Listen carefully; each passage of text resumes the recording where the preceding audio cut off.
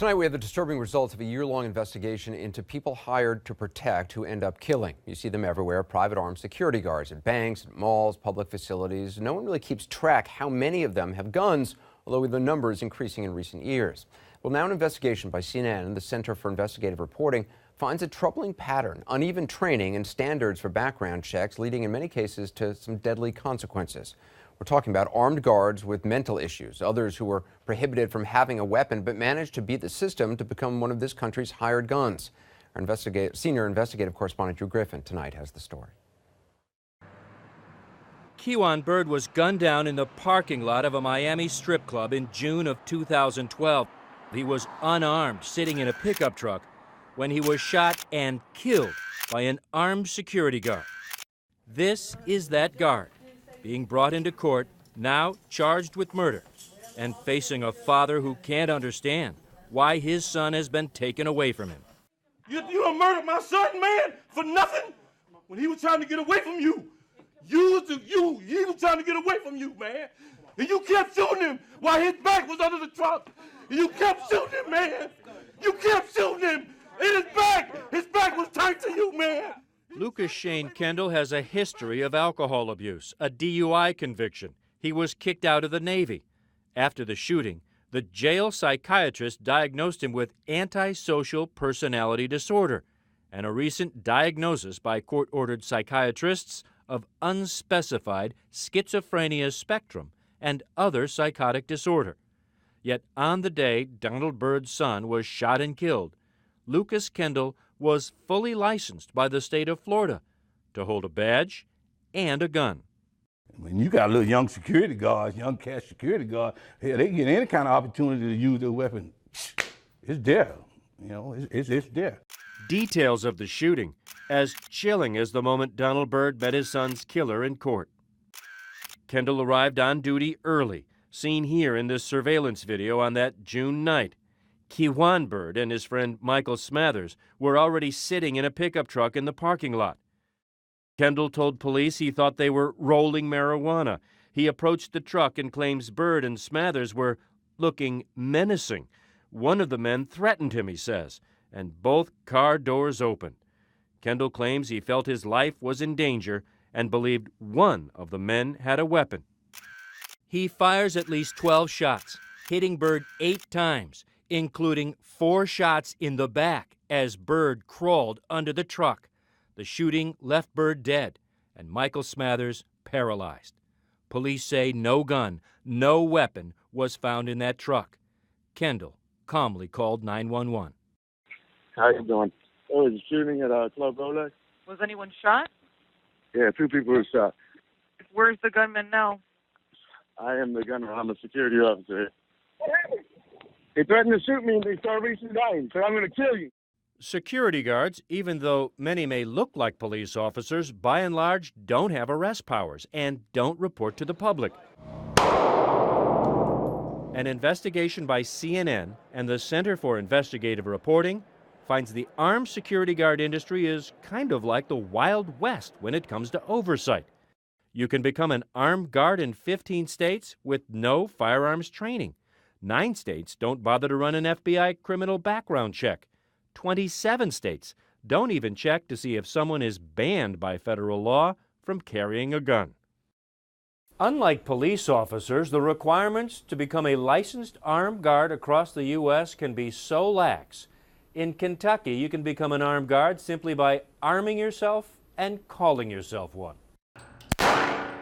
There's no training requirement. There's no licensing requirement. A security company simply needs a business license, just like the florist down the street has. But instead of selling flowers, they're selling guard service. Security industry veterans Pat Alexander and Steve Caballero run a security guard training school. They blame security firms more interested in making money than paying for proper training. They need warm bodies to put on the street to make money by the hour. They don't want to have to go through all of the training procedures to wait to get that body out there. Only 4 states require security guards to pass a psychological evaluation. Florida is not one of them.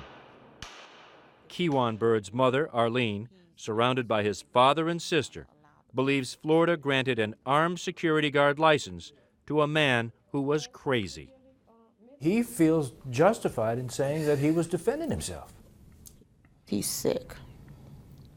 Kendall could have been disqualified from becoming an armed guard for getting discharged from the Navy after several alcohol-related offenses, but he didn't disclose that on his application, and the state issued him a license.